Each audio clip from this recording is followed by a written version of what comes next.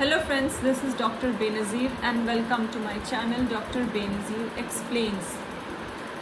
Today we will discuss regarding vaginal discharge, some important points, some facts which you might not know, and this is one of the most common reasons why women flock to the gynecopedes. So there are some things we need to be aware about so that it might avoid unnecessary stress and unnecessary visits to the gynecologist.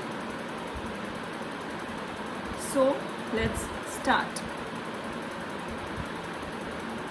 First हमें ये जानना चाहिए कि हमारे पूरे menstrual cycle में जो discharge होता है उसे फिजियोलॉजिकल डिस्चार्ज कहते हैं और वो different phases of menstrual cycle में चेंज होते रहता है.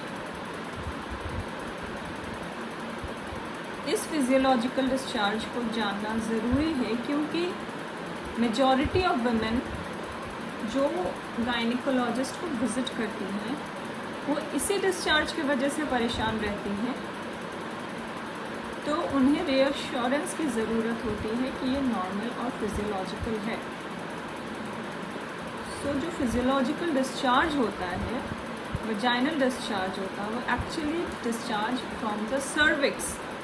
Cervix is a part of the reproductive system of a female. तो वो सर्वाइकल डिस्चार्ज एक्चुअली कैसे चेंज होता है मेंस्ट्रुअल साइकिल में, ये हम जानते हैं.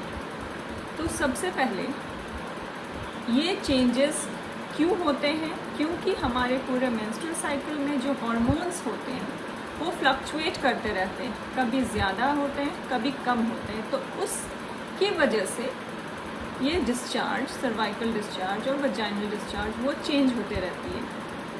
इमीडिएटली आफ्टर पीरियड्स, मेंस्ट्रुएशन के जस्ट बाद के टाइम पे ईस्ट्रोजन लेवल या हार्मोनल लेवल जो हम कहेंगे वो लो होती है, कम होती है. इसीलिए उस टाइम पे डिस्चार्ज स्कैंटी होती है. बट जैसे जैसे ये साइकिल प्रोग्रेस करता है फॉलिकुलर फेज में या प्रोलिफरेटिव फेज में ईस्ट्रोजन लेवल हमारे ब्लड में इंक्रीज करता है. तो this increase in estrogen level causes increase in the discharge. Now this discharge जो कि mostly around the time of ovulation होता है, क्योंकि उस टाइम पे एस्ट्रोजन ज़्यादा मात्रा में होती है हमारे ब्लड में, वो profuse, thin, slippery, stretchable, clear like raw egg white होता है. ये ओव्यूलेशन के अराउंड जो डिस्चार्ज होता है ये कभी कभी an indicator of fertile period होता है. ऑब्वियसली इस दौरान अगर इंटरकोर्स हो तो प्रेगनेंसी के चांसेस ज़्यादा हैं. तो ये सर्वाइकल म्यूकस के ये फीचर्स जो मैंने अभी डिस्क्राइब किए, जो ओव्यूलेशन के अराउंड होता है, कभी कभी इसे असेस करके अपना फर्टाइल पीरियड जानने में हेल्प मिलता है. तो इस फर्टाइल पीरियड को ऑफन कहा जाता है अनसेफ पीरियड. तो बाकी दिनों में जब सर्वाइकल म्यूकस की कैरेक्टरिस्टिक अलग होगी तो वो पीरियड्स विल बी अनफर्टाइल और सेफ पीरियड. तो इस टाइम इस तरह से सेफ पीरियड की असेसमेंट भी हो सकती है, बट इसे as a method of contraception use करना बहुत ही हाई फेलियर रेट पे रिजल्ट करता है. मतलब सिर्फ सर्वाइकल म्यूकस के असेसमेंट से को देखकर अगर हम सेफ अनसेफ पीरियड को डिसाइड करें तो फेलियर रेट काफ़ी होता है. कभी कभी प्रेगनेंसी के चांसेस ज़्यादा होते हैं। सो नेक्स्ट आते हैं ओव्यूलेशन के बाद के टाइम, मतलब जब सिक्रीटरी फेज स्टार्ट होता है, ल्यूटियल फेज भी हम कहते हैं, उस टाइम पे प्रोजेस्टेरॉन की लेवल ज़्यादा होने लगती है, वो प्रीडोमिनेंट हार्मोन हो जाता है। उस टाइम पे फिर से सर्वाइकल म्यूकस चेंज होता है कंसिस्टेंसी में, वो हो जाएगा thick and it will not be that stretchable और क्लाउडी। तो इस टाइम पे इंटरकोर्स करना will provide some kind of protection again from pregnancy, क्योंकि ये थिक सर्वाइकल म्यूकस जो प्रोजेस्टेरॉन की वजह से होता है, वो एक इनहिबिशन दे, it inhibits the sperm entry. फिर जैसे जैसे सिक्रीटरी फेज एंड होने लगता है, वैसे वैसे ये डिस्चार्ज, वजाइनल डिस्चार्ज कम होने लगता है and immediately before the next period the hormone levels fall down, decrease, therefore the discharge again becomes scanty।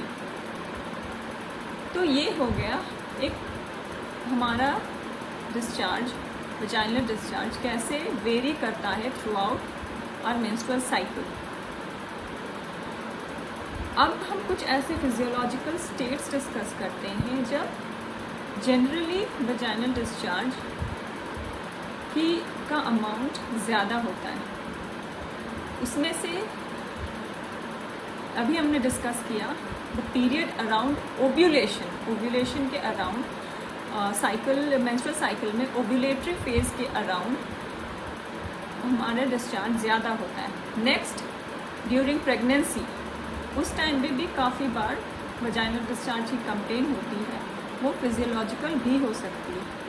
Third is women जो ओरल कॉन्ट्रासेप्टिव पिल्स लेती हैं, चाहे वो कॉन्ट्रासेप्शन के लिए ले रही हो या वो अपने मेंस्ट्रुअल साइकिल्स को रेगुलर करने के लिए ले रही हो, किसी भी वजह से अगर ओरल कॉन्ट्रासेप्टिव पिल्स ले रही हो, क्योंकि वो एक्सटर्नली हार्मोन प्रोवाइड करता है, सो उस टाइम पे भी फिजियोलॉजिकल वजाइनल डिस्चार्ज देखा जा सकता है, इंक्रीज इन अमाउंट। अब हम डिस्कस करते हैं कुछ स्टेट्स, कुछ कंडीशंस जब vaginal discharge is nil to scanty. इसमें से आ जाएगा before puberty, pre pubertal girls, इनमें हार्मोन्स की लेवल्स हाई नहीं होती है, इस वजह से डिस्चार्ज कम होता है। Next is during lactation period when the mother is feeding the baby, this time also estrogen is low and so the vagina feels very dry।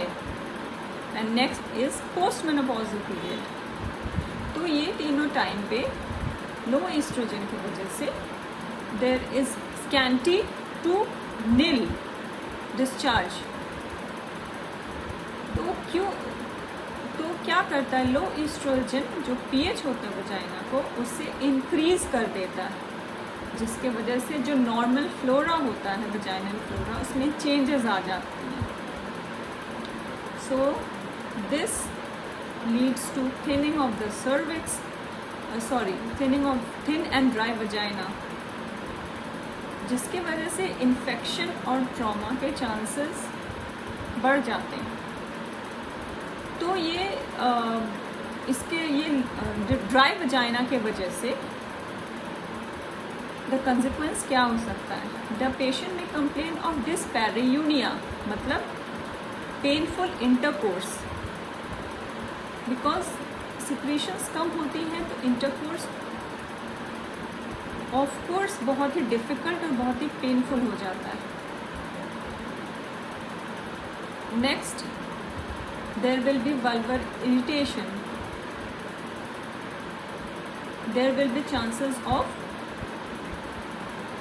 trauma post coital bleeding या spotting लेकर भी काफ़ी patients आते हैं।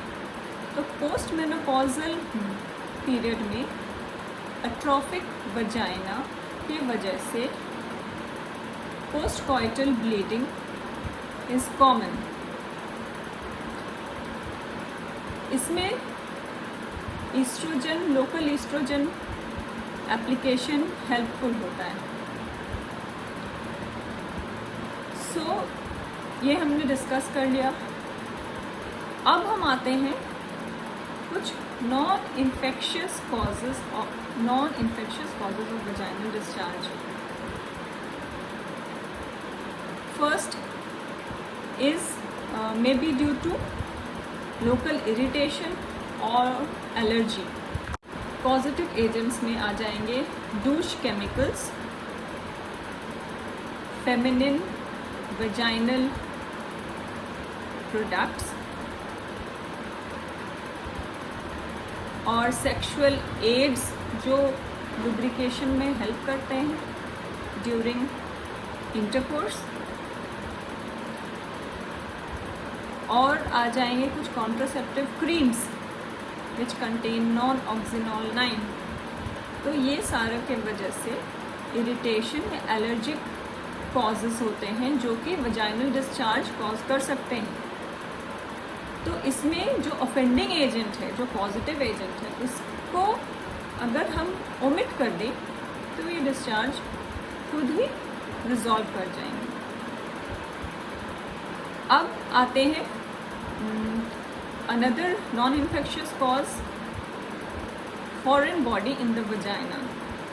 Often it may be forgotten tampons जो periods के दौरान use करते हैं, और diaphragm which is a form of contraception, barrier contraceptive जो females यूज़ करती हैं। तो ये सब foreign body की तरह act करके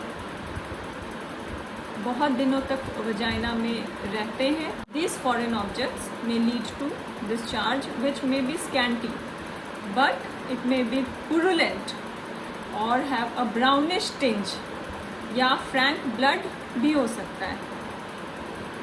और काफ़ी बार इसमें काफ़ी फाउल स्मेलिंग ओडर भी आती।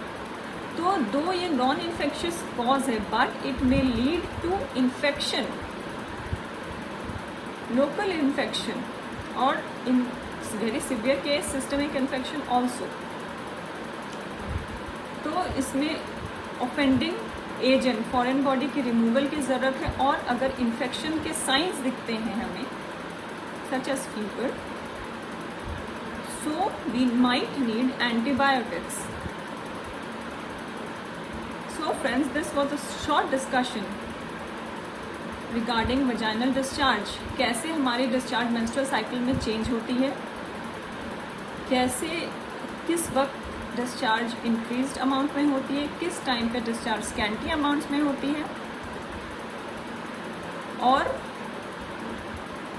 हमने ये भी जाना कि कब हमें परेशान होने की ज़रूरत है, कब नहीं ज़रूरत है। कभी भी टैम्पॉन्स यूज़ करें तो उसे याद से रिमूव करना ना भूलें। Thank you friends for watching this video. If this information was helpful to you, अगर कुछ मदद मिली हो आपको इससे, तो और भी इंफॉर्मेटिव वीडियोस के लिए मेरे चैनल को सब्सक्राइब कीजिए। Thank you, take care, be aware, good bye.